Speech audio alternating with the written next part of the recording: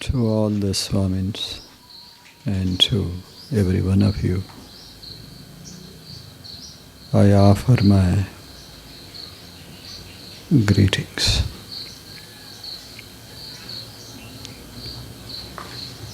We are doing Yoga Darshan, an exhaustive treatise on yoga.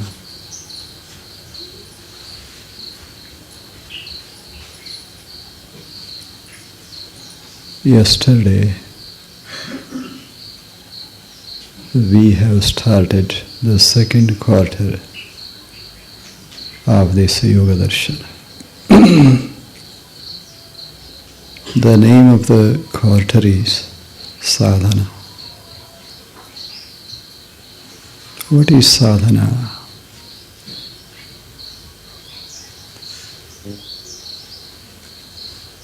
Is it necessary to achieve something? These things are discussed in this chapter. Sadhana. Without sadhana, siddhi is not possible. And Patanjali does not much depend upon the grace of God. He says, nature has equipped us with all the power to achieve the spiritual heights. We are capable, our mind is able.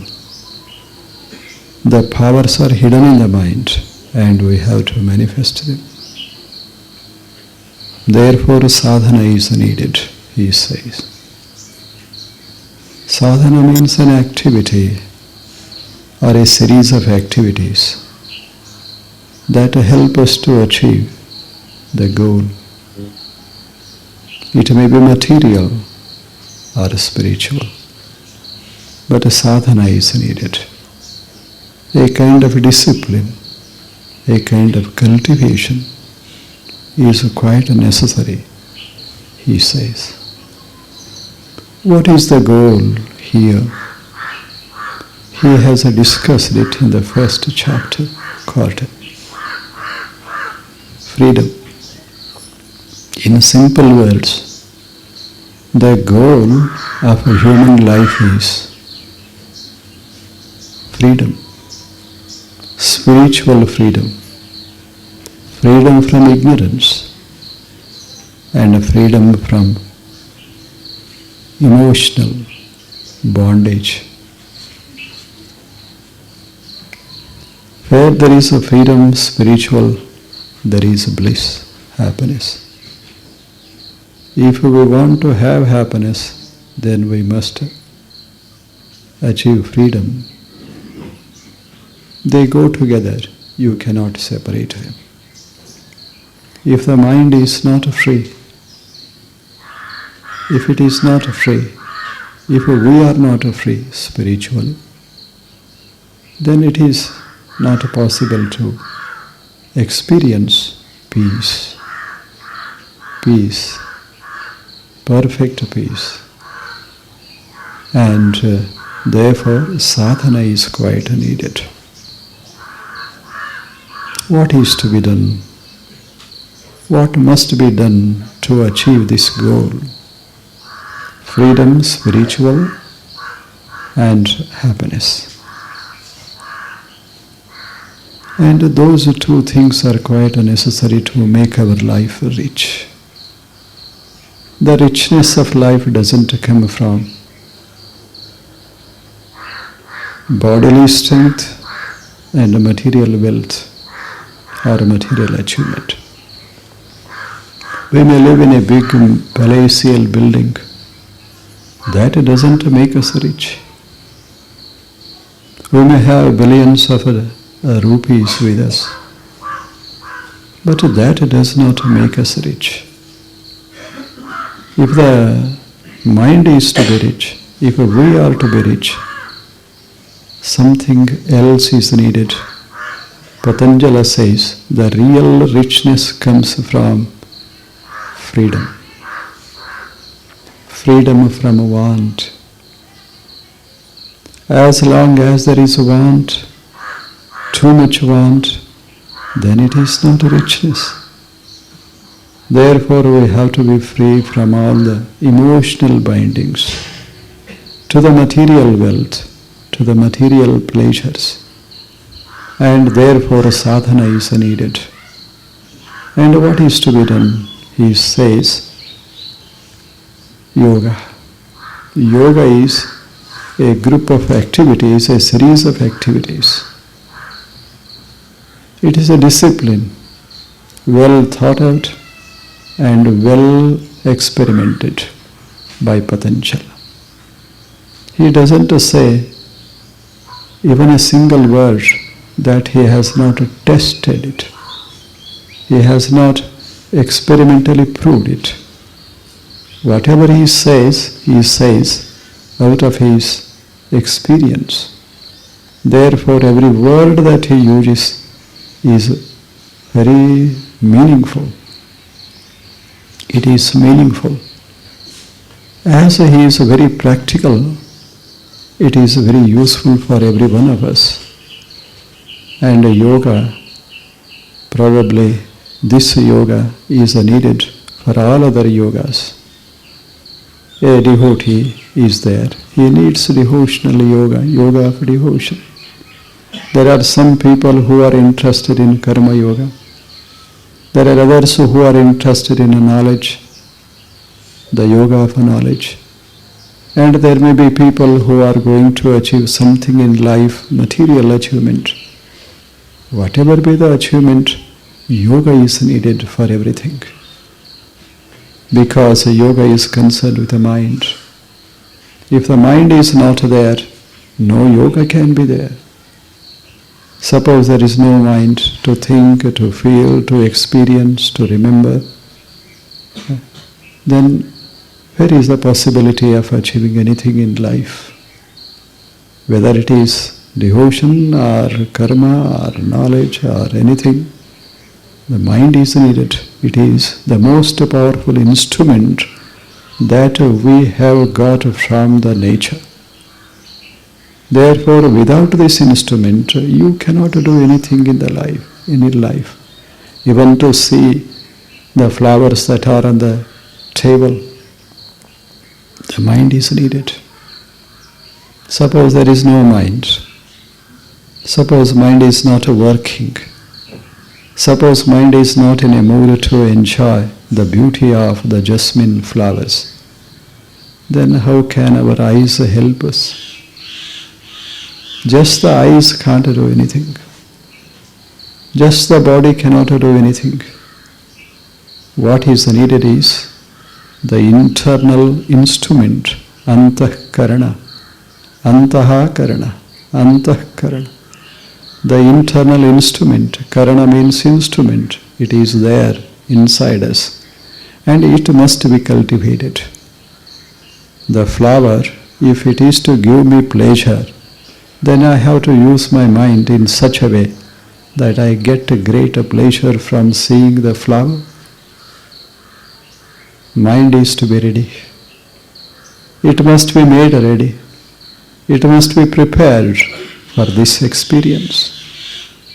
There is no dearth of anything in this world. There is no lack of anything in this world. There is so much beauty here, so much variety is there for our experience. Whatever is needed to lead and live a beautiful life, a joyful life, it is there in the world. For our eyes there are so many forms, there is so much beauty. For our ears there is so much sound, isn't it? Whatever is needed to live a joyful life, it is there already in the world. The nature is so rich, so full of variety, so wonderful it is. Even a small flower contains so much joy. But only that our mind must be ready to derive joy from the things that we see and hear. The sunrise is there, the sunset is there, moonrise is there, moonset is there. The whole nature is working, it is moving, it is changing, creating a new vistas. But if we close our eyes on the nature, then we can't get joy and cannot make our life rich. Therefore, instrument is quite necessary. And with this internal instrument, the yoga deals. Therefore, this yoga is inevitable for all the achievements of mankind. Whether it is a scientific achievement or social achievement or economic achievement, mind is needed. If the mind is not healthy, then achievement is not possible. Many times you see in this world, I make so much money, but I remain miserable. I remain miserable. Why? Because mind is not healthy. Mind must be healthy. Whether there is money in my pocket or not. It may be empty. My pockets may be empty. But if the mind is ready to take joy from the world, it is possible. There are so many saints and seers lived in this world. Some of them are rich, some of them are not rich. But everyone was happy. That is the grandeur of the saintly life. Socrates was there, not rich. Socrates was not rich. Janaka was very rich. He was a king. And Socrates was very poor. But both of them were very joyful. That is the wonder of the spiritual achievement. We have to be prepared to get joy from every object of this world. There is so much joy put into it. A poet, a seer says, where is joy? It is in every object, small or big. The nature has put joy into it. And we are equipped with instrument, the powerful instrument, the mind. Use it and get the joy from it. A butterfly, for example. A butterfly. So beautiful it is. Always moving. Very active from the dawn to the dusk. Not a single moment it takes rest. Goes on touching and touching the flowers from one flower to the other. It moves. And it knows that there is a nectar. There is a nectar inside the flower. It knows that there is nectar. But other insects are there. They don't know it. A cow doesn't know. A buffalo doesn't know. A deer doesn't know. They eat the flower, but the butterfly doesn't eat the flower. It goes deep into the heart of the flower. It knows that there is nectar waiting to be taken. The butterfly goes into it and sucks the nectar. Sucks the nectar. It needs a butterfly to know that there is a nectar in the flower. In the same way, it needs a butterfly mind. It needs a saintly mind to get joy, the nectar which is hidden in every object. Therefore, Patanjali says, yoga is necessary for everyone. For everybody who is living, who wants to make his life rich, he should have yoga. He has to practice yoga. What does yoga do? It prepares the mind. It strengthens the mind. It takes away all the weakness of the mind. And the mind becomes rich. The whole world begins to be, the whole world appears to be a heaven itself. Therefore, yoga is necessary. The yoga is necessary. This discipline is necessary. It is a cultivation, a kind of a cultivation. This chapter begins with a discipline, a well thought out, well experienced discipline, well experimented discipline. And he calls it kriya yoga. Tapaha swadhyaya ishvara pranidhanani kriya yoga. Yesterday we have started this aphorism. This is called aphorism. Aphorism means a small sentence full of meaning. Small sentence full of meaning. And suggestive words he uses always. That is called aphorism, means small sentence. This is one aphorism, the first aphorism of the second quarter. He says, tapaha swadhyaya ishvara pranidhana. Tapas swadhyaya ishvara pranidhanani kriya yoga. There are two parts in yoga, he says. There are two parts in yoga. The first part is called preparatory yoga. It prepares our mind. Therefore it is called preparatory. Primary yoga. Primary yoga. And the second yoga is called higher yoga. The higher one. Not preparatory, not primary, but a higher. The preparatory yoga begins with the ordinary mind, and higher yoga ends in the supreme achievement, means super consciousness. Here it begins with the ordinary mind, means we are conscious of the small things, means sensory objects, sensory world. We are conscious of the sensory world here, and this mind is gradually lifted to the height of the spiritual achievement, means a supreme consciousness. The second yoga is possible only if the first yoga is practiced. What is the first yoga? He says kriya yoga. Kriya yoga. This is kriya. Here activity is more important. Activity is more important. In the second, stillness is more important.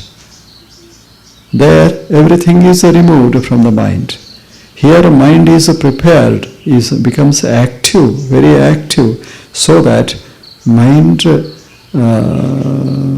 takes interest in being quiet, being calm, being silent. This is a kriya yoga. We have to work first. For example, a man is there, a farmer is there. If he works very hard, he gets full, perfect rest. Means as soon as he lies on his bed, he gets into deep sleep because he has worked very hard. Work leads to rest. This is the principle on which yoga is based. Work hard, and that leads you to the rest. Without work, we cannot get full rest. Perfect rest is not possible. Mind is to be active if it is to be stilled. If it is to go silent, mind must be active first. Activity leads to non-activity. This is the principle. Therefore he says kriya yoga. Yoga where there is activity. And what kind of activity? He says there are three limbs of this yoga, karma yoga, kriya yoga. There are three limbs. The first one is tapas, that we saw yesterday. The first one is tapas. What is tapas? What is tapas? An effort. Tapas is an effort. A simple effort of being moderate in all our activities. This is an effort. We have to be moderate, not to go to the extremes of anything. Whether it is seeing, hearing, working, sleeping, waking, whatever activity we do, we must be moderate in those activities. This Buddha taught. Buddha also said these things. He said, Madhyama Marga. About Madhyama Marga, he said, Madhyama Marga, be in the middle and you will be happy, he said. Be in the middle, you will be free. If you go to the extremes, you will land in troubles. You will get into trouble. Be in the middle. This is called golden mean. Aristotle also said the same thing. Be in the middle, moderate. Moderate. No, don't do anything, good or bad, to its extremity. Not to do. Drinking is good, milk is good, but too much milk is not good. Sugar is good, very sweet, but not too much. Fasting is good, but not too much. Sleeping is good, but not too much. You must be in the middle, said Buddha. The same thing Patanjali said. Be in the middle, not to go to any other extremities, whether left extremity or right extremity. Don't go to the extremities. Be just in the middle. Be moderate. Bhagavad Gita also said the same thing. Be on the right path. He said, what is right? What is right? Extremities are not right. Be in the middle, that is the right thing. Therefore, all the activities must be moderately done. Whatever be the activity, mental or physical, emotional or intellectual, all activities are to be moderate. This is tapas. This is tapas. Many times we mean by tapas mortification of the body. Patanjali says it is not needed. We need not worry about the body. Let us control our mind. Let us control our senses. Let us be in the middle. Then everything goes right. Goes right. Even the material life, worldly life, becomes very pleasant if we are in the middle. If we are in the middle. You may practice it. Everybody practices it. Very useful suggestion he says. He gives. Very useful suggestion. This is the tapas. And the second one is swadhyaya. Swadhyaya, swadhyaya, swadhyaya. Simple. Swadhyaya means getting a knowledge from different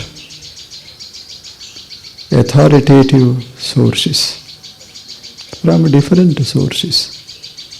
The knowledge we have to get from the outside. The knowledge is there, not inside us. The worldly knowledge we have to get from outside. But knowledge, if it is to be possible, there must be consciousness, it is within us. It doesn't come from outside. Whatever is needed to have the knowledge of the world is there inside us. It is our very nature. It is consciousness. But knowledge is to come from outside. The knowledge of the table, the knowledge of the trees, the knowledge of the nature. If we do not use our eyes, if we don't use our mind, just by imagination, we cannot get any knowledge. Means every knowledge is empirical. Means use our sense organs, use our mind, then we get the knowledge of the world. This is the way we get the knowledge. It comes from outside. Knowledge. Swadhyaya. Therefore, whatever knowledge is useful for us to live a beautiful life, we have to get that knowledge from outside. It may be a treatise, it may be a person, it may be our own experience, it may be our sensory knowledge. We have to get it from these sources. These sources are called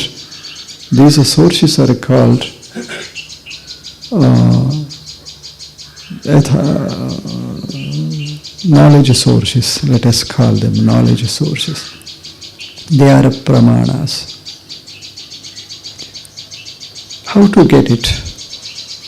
Knowledge is there in the words of the great people. Those who have experienced, they have put that knowledge into words. And those words are called the vachanas, abhangas, or shastras, mantras. They are called differently. But in those words there is a knowledge. And that knowledge is the valid one and useful for every sadhaka. Sadhaka. Here is the sadhaka. One who does sadhana is a sadhaka. The person who wants to do something, he must get proper knowledge from the proper sources. And what are the sources? He says, saints' words are the sources of great knowledge, useful for spiritual sadhaka. Wonderful. Words are there. They have been left by the great scientist, spiritual scientist. Shankaracharya, Madhvacharya, Ramanujacharya, Buddha, Mahavira, Basaveshwara, Aristotle, Plato, Socrates, Diogenes. So many people, they have made great discoveries, spiritual discoveries. And their discoveries, they have put into beautiful words. They are called mantra. They are called sentences, holy sentences, sacred words, words of great wealth. They contain wealth, spiritual wealth. Basaveshwara says, there is so much in the words of the great saints. One of the great saints who lived in Karnataka in the 12th century says, I don't want, O God, you may give me a kingdom, you may give me the power to rule over the whole world, but I don't want it. You may give me all the wealth of the world, but I don't go after it. Master, O Lord, God, you may make me very famous in the world. Fame you may give me, but I don't want to have it. If you are desiring to give me something, then give me an opportunity of listening to a single word of a saint. Just to see How precious is the word of the great spiritual saints. How great it is. Say, a single word, oh God, is enough for me. I don't want to, oh God, meet even you. I don't want to go after you. Let me have a word of knowledge, word of wisdom. A word of wisdom. And another saint, Channabasavanna says,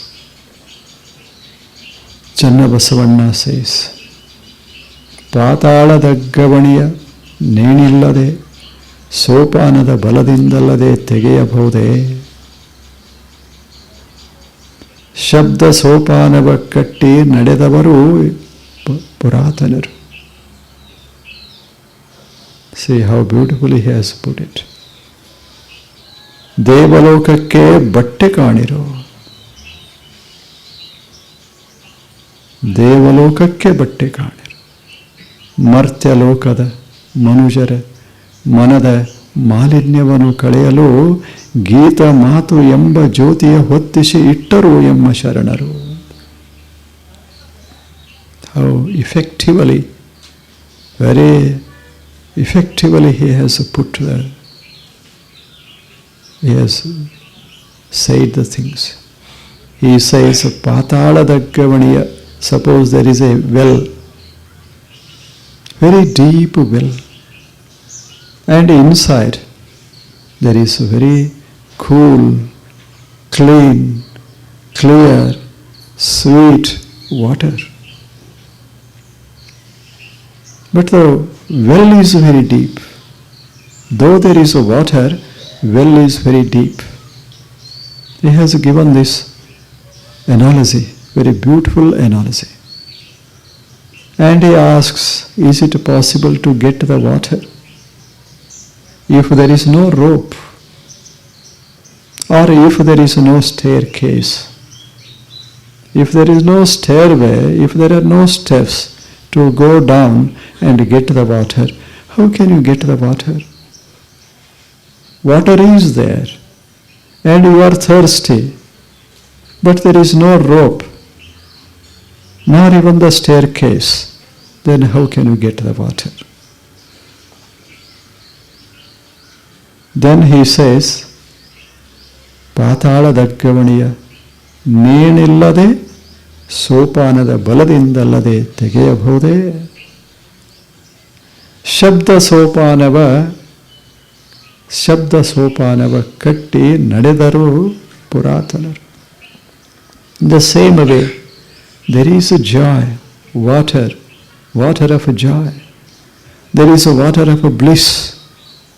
There is the water of happiness. But the well is very deep. It is very deep inside us. How to get there? The divine well, it is a divine well. There is a bliss in that divine well. There is a water in that. Unless we drink that blissful nectar, water, it is not possible to get free from the thirst. If we have to quench our thirst, then we should drink the water from the divine well, he says. But how to get into the divine well is the problem. He says it is not possible if there is no rope, if there is no stairway. And what is the rope here? What is the stairway here? Shabda Sopana.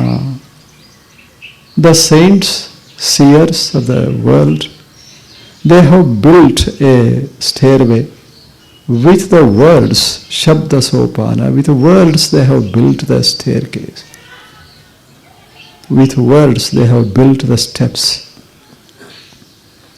And go on the words, step of the words, and you get to the depth, and there you get the water of bliss.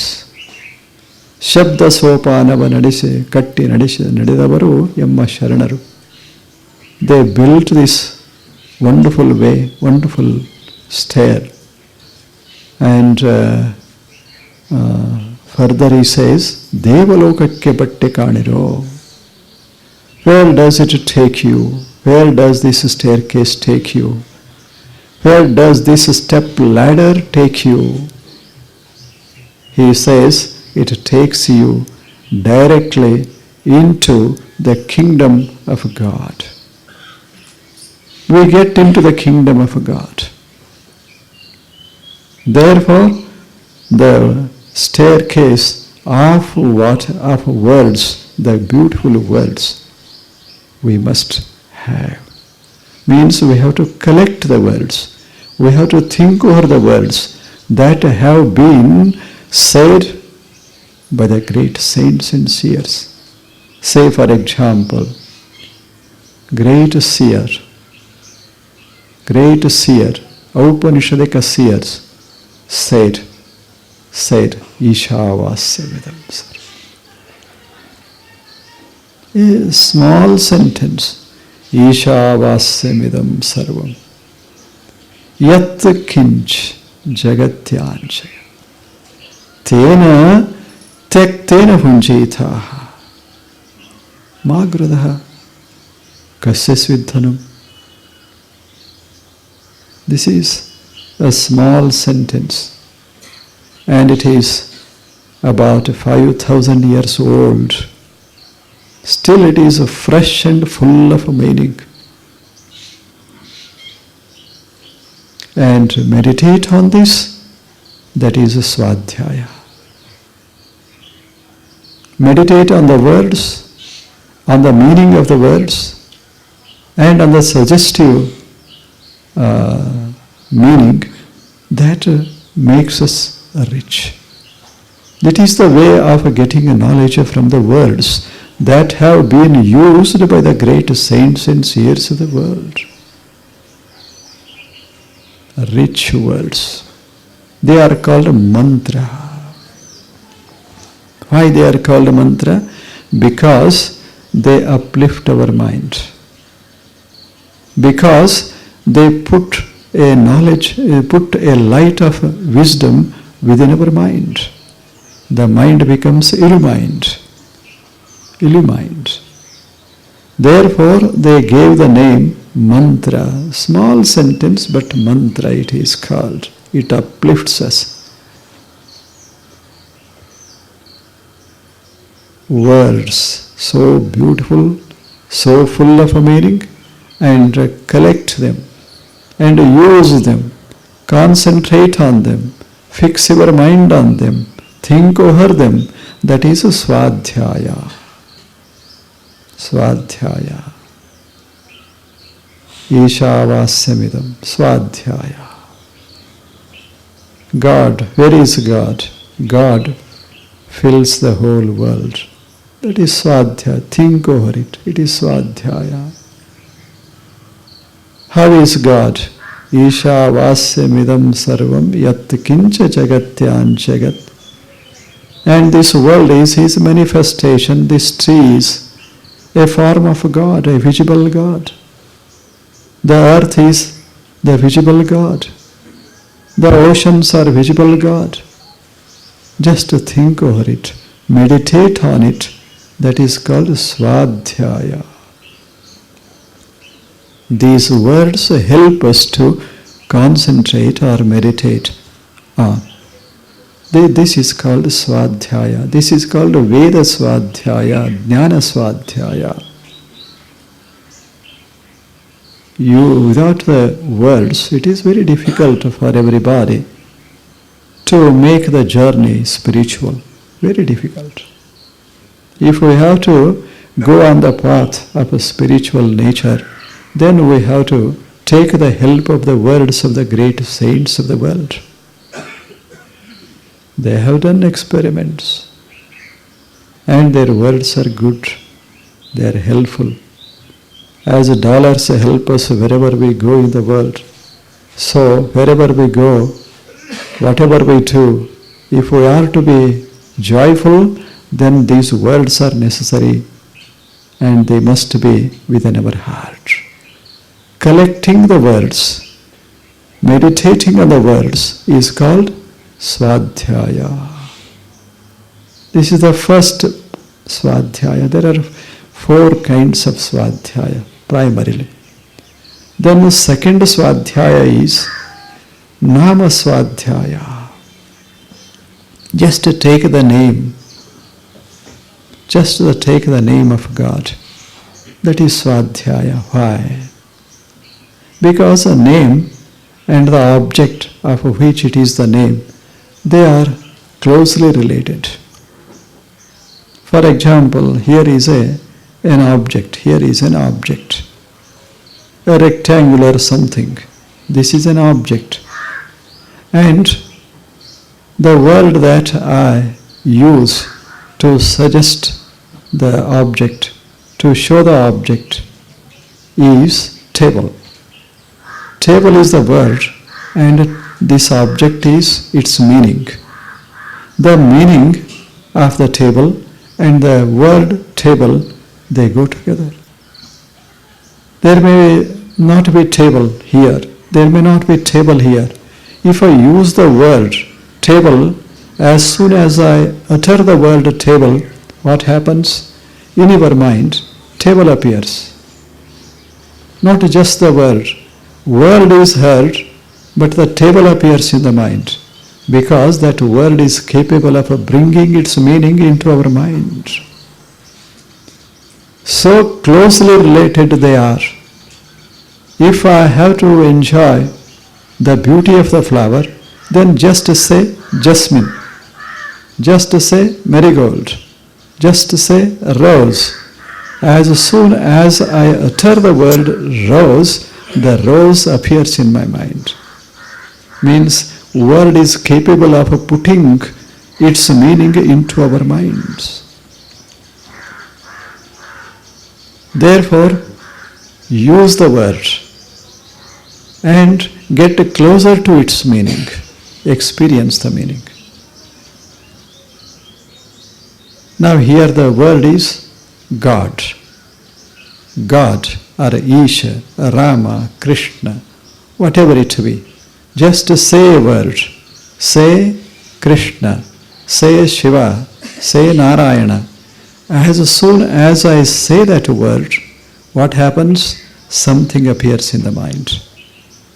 That fills the mind.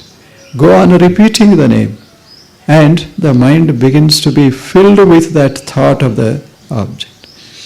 For example, Brahma. This is a word, a beautiful word. Om is a beautiful word. Brahma is there.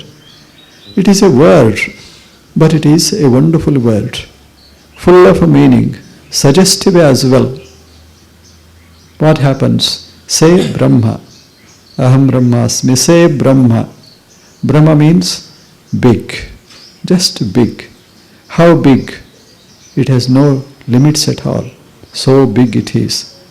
Bigger than the earth, bigger than the space, and even beyond it.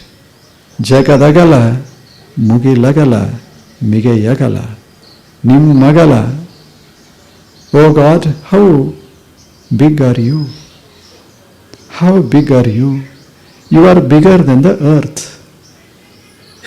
You are bigger than the space that envelops the earth, that spreads everywhere in all directions. And it is bigger even than the space. Oh God, you are just bigness. You are vastness. You are limitlessness. You are just there, but you have no ends at all. Endless, boundless reality is Brahma. Just to say Brahma, the word Brahma, and mind begins to expand. Mind begins to expand. How much? Limitlessly. This is how Nama helps us to make our mind expanded. Vikasita manas, vikasa mano vikas. Mind is to grow infinitely. Just a word helps us, Brahma. Take the name and it helps us to widen our mind, clean our mind and also enrich our mind. Therefore, take the name of God, and that is swadhyaya. This is the nama swadhyaya.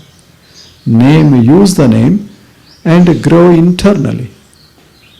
Use the name, make our mind, we have to make our mind clean, purified, and all the dirt and dust from the mind will be removed just by taking the name of God. That is a nama swadhyaya. But we must remember that nama is not enough. Nama and the meaning of it. Nama is to be taken, and also meaning is to be meditated upon. Meditate upon Vishnu, for example. What is Vishnu? Just uttering Vishnu doesn't help us. Utter the Vishnu, the name Vishnu, then think that Vishnu means that which is very vast. Very vast. That which is vastness, Ananta, that which is vastness is Vishnu. Vishnu. Every word has a meaning, and the word must be uttered. This is the recitation of the name. And then mind must be concentrated upon the meaning of that word. This is nama swadhyaya. The first is Veda swadhyaya. Knowledge, there we get the knowledge. And here in this swadhyaya, nama swadhyaya, our mind becomes expanded. This is a nama swadhyaya. Take any name. Vitthala is there, or Kudala Sangama is there, or Guheshwara is there. Whatever be the name, names are not important, but a meaning is important. Allama Prabhu, you have heard his name, a great saint and a yogi. He was a great yogi. Allama Prabhu lived about 800, 900 years before. A great yogi, wonderful achievements he did in his life. He said, Guheshwara. The word Guheshwara, it is the name he gave to the reality. Guheshwara, Guhayam, Vartamanaha, Ishwaraha, Guheshwaraha. Guha in the heart. Guha means heart, cavern, cave. This is the cave. In the heart, in the depth of the heart, O Lord, you are there. How silently you are residing there. Guhai, Guheshwaraha. Not only in my heart, but in the heart of everyone. Not only in the heart of the living beings, but in the heart of every object. In the center of the atoms, there is you. In the center of the sun, there is you. In the center of the moon, there is you. In my body, at the center of my heart, there is you. Therefore, you are Guheshwara. Guheshwara. How beautifully he has put the word, he has coined the word. He uses Guheshwara, he says Guheshwara, and the mind begins to feel the presence of the divine because it is inside it. Inside it, at the center of the mind. There he feels the presence of the divine. This is how the words are used. Nama swadhyaya. Take the name, repeat the name, repeatedly say it, recite it, utter it. As soon as we Indians get up in the morning, we repeat the name of God, usually 10 times, 11 times, 20 times, 100 times, at the most, 108 times we say. The great saints say that repeat this name. Just whenever you get angry, repeat it. Whenever you become very distressed, repeat it. Whenever you feel very, very depressed, repeat it. Whenever you experience strain and feel very strain and stress, then repeat it. What does that name do? It lessens the pressure. It lessens the pressure. It removes the pressure from the mind. Because with the uttering of the name, the mind begins to grow. Begins to grow. It becomes vikasita. Like a flower, a bud, vikasa, it becomes bloomed. It blooms, it opens its face. In the same way, mind is in the form of a kaya, what do you say it? Bud. It is a bud in the form of the bud. Then this name, utter the name, the mind begins to open its petals. Open its petals. When it is fully open, there is no pressure. There is no pressure. There is no strain, no stress, nothing. This is relaxation of the mind. If the mind is to be relaxed, then utter the name of God. Take the name of God, recite it. Whenever it is necessary, recite it. Just a few times, and then meditate on it. The mind becomes completely relaxed. It begins to experience a restful state. It enters into the restful state. This is Nama. Veda Swadhyaya. The second is Nama Swadhyaya. The third one is Mantra Swadhyaya. The fourth one is Atma Swadhyaya. That we shall see tomorrow. Namaskar.